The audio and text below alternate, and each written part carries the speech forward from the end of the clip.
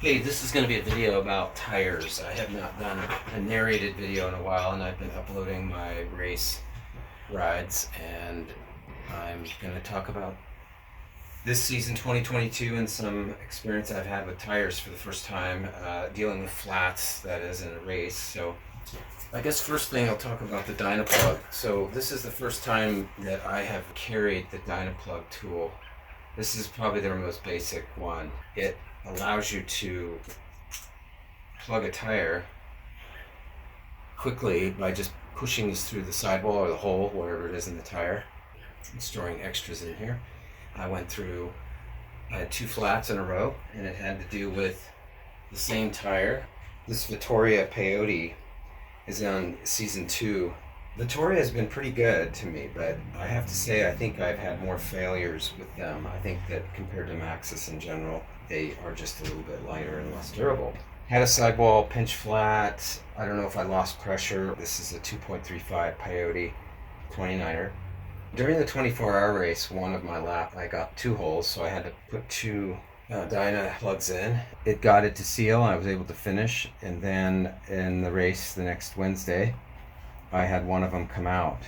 Maybe I clipped a rock and it pulled the other one out.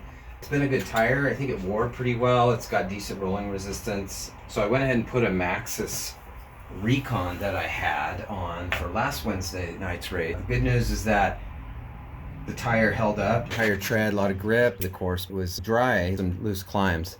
And so definitely felt the grip. However, I felt the weight penalty as well because this is much heavier. 2.4 Recon. The rolling resistance is okay, but definitely it just felt like I had a little bit of more resistance keeping this spinning and no flats. That was good news. I'm going to go ahead and change this back out because I got new Schwalbe Thunder Burt. So this is actually the first time I've ever run a Schwalbe tire. This is the Addicts Speed Super Ground Thunder Burt.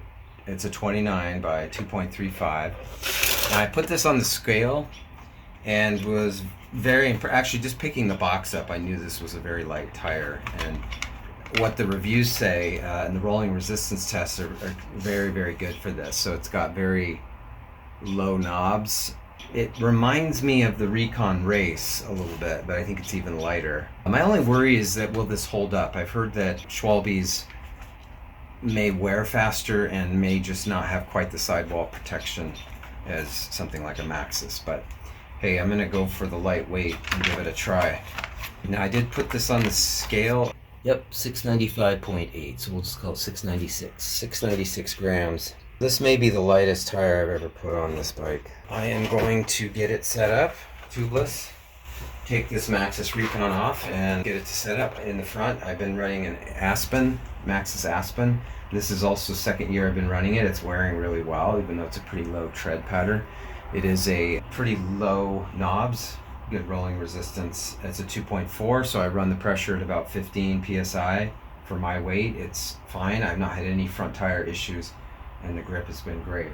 I guess one last comment about the Peyote is I was running the pressure down a little bit. I think I had it at about 18 PSI, and too low pressure for it. That might have been part of it, being it's a 2.35. And again, just not aggressive enough. And we've been going through a lot of rock gardens this race series at Riverside State Park. I'm really hoping this Thunderbird's going to hold up. I got another Aspen as a backup, and it's still got the packaging, a little bit of plastic on it, and it weighs out at 763. And then I've also got a WTB, which I know is heavier. This is their Ranger 2.4, so I know this is heavier and still got the packaging on it. 964. It's probably about 900 grams. Definitely not going to be running this for cross-country racing most of the time.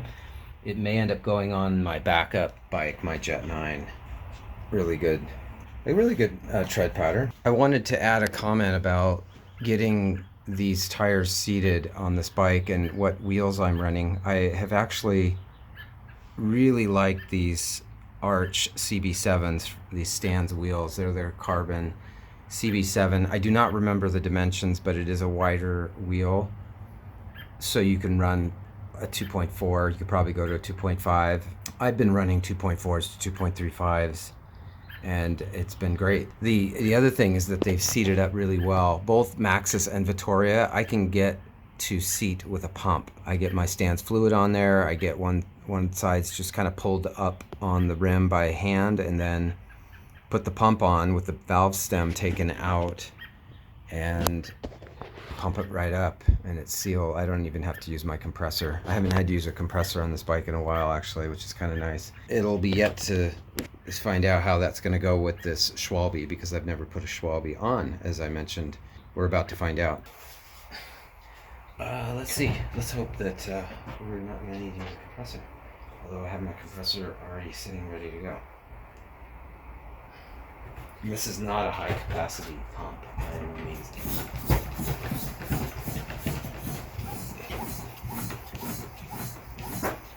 Alright, one side up.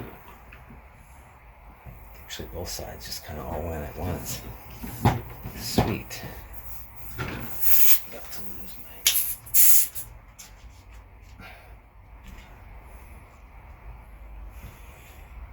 my... I love this digital pump. Oh yeah, I'm already up to 15 psi here.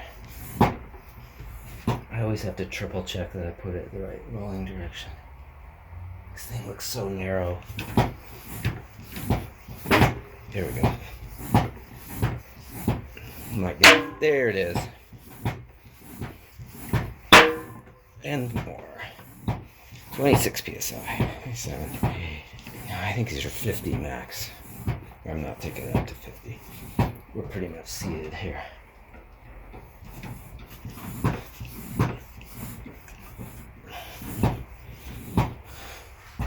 Nice. I have to use a compressor.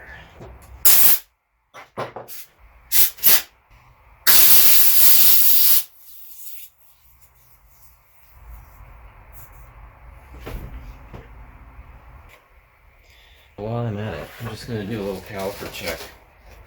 Sorry, 2.258. So barely rounding up to 2.3.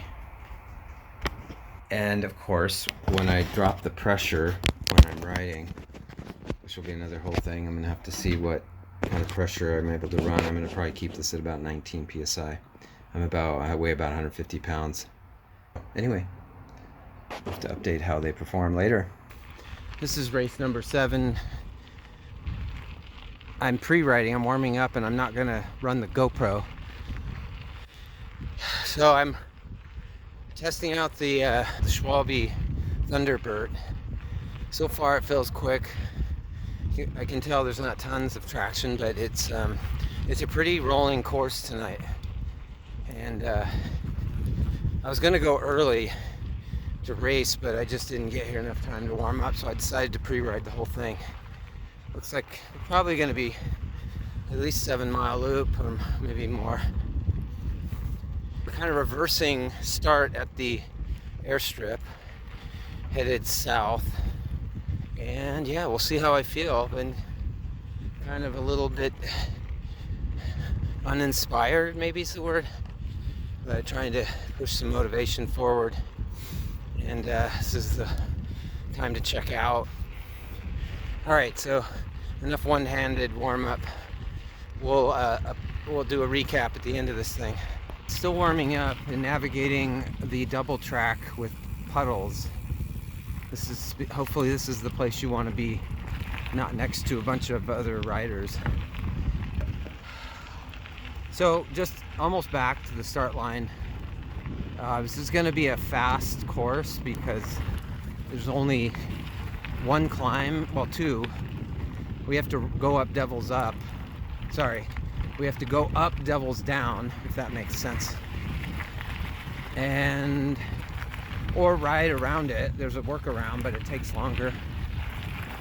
And then there's one, I forget what it's called. There's a pretty short, gravelly up near the beginning of the race. So now it's got us on this double track full of lakes.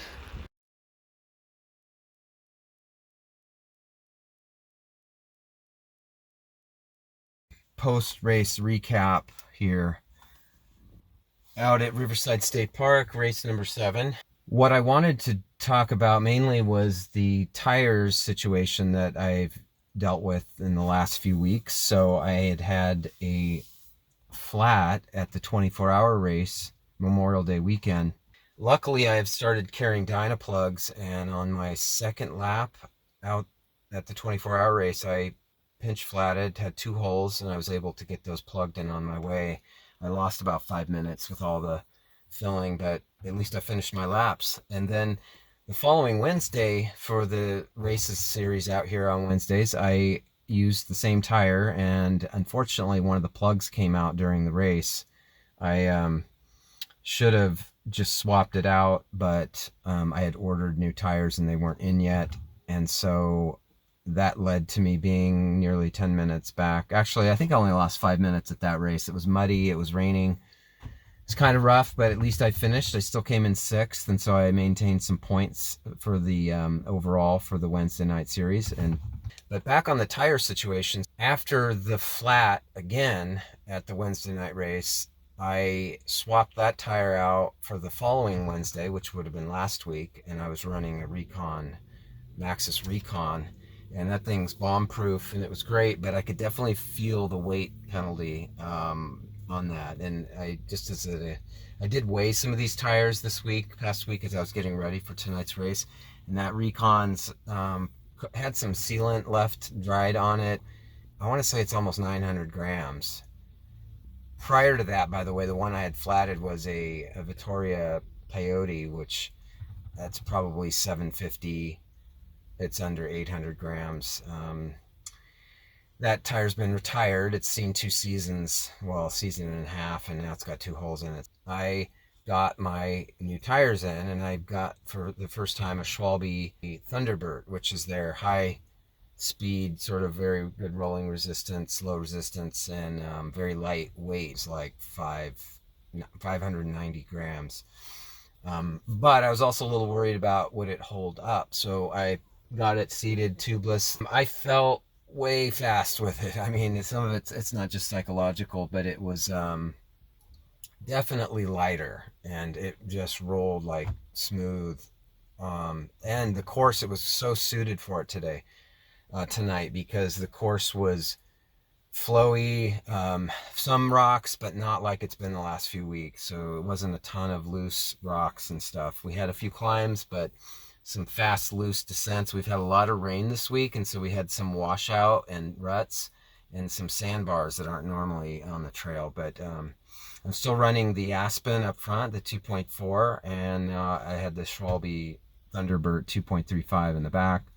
I'm running about 19 psi in the back instead of the 18-ish that I've been doing, because I think I'm just asking too much of it at that lower pressure when I'm running a little bit narrower tire, lower volume. So, and then on tonight's race, I finished first in the 50 plus.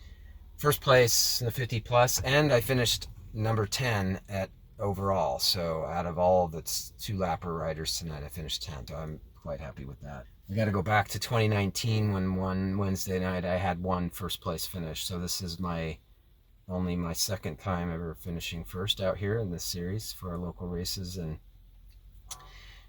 felt pretty good. It's been just an attempt to streamline. And one other little note that may or may have made some of the difference as well is that, well, one, it's been 3 weeks now since the 24-hour race, and I've recovered. The other thing is that last week I ran out of my little Breathe Right nasal strips, and I actually think that helps with my anatomy, is that it just opens that up a little bit more. I don't really have any congestion or allergy issues much, but it just gives you a little bit more air. And I felt like last week I was just sucking air, and this week I bought some more and had the Breathe Right on tonight, clipping along. Tire, so far it held up. It seems pretty solid, and we'll see how the rest of the season goes. We have 2 more races after tonight. As of right now, actually as of last week, I already was the points leader for the 50 plus category. I've showed up every week, and I've had a couple of second place finishes, I think a 3rd and a 4th. And then that week I flatted, I had a 6th place finish. And really glad that I plugged the tire and didn't just DNF and walked back to the car. I do carry a tube, I carry CO2, and I carry now the Dynaplug, and I'm gonna carry Dynaplugs all the time. Anyway, that's it for now. I'll do maybe some more full footage of the races coming up. Thanks for watching. We'll see you in the next one.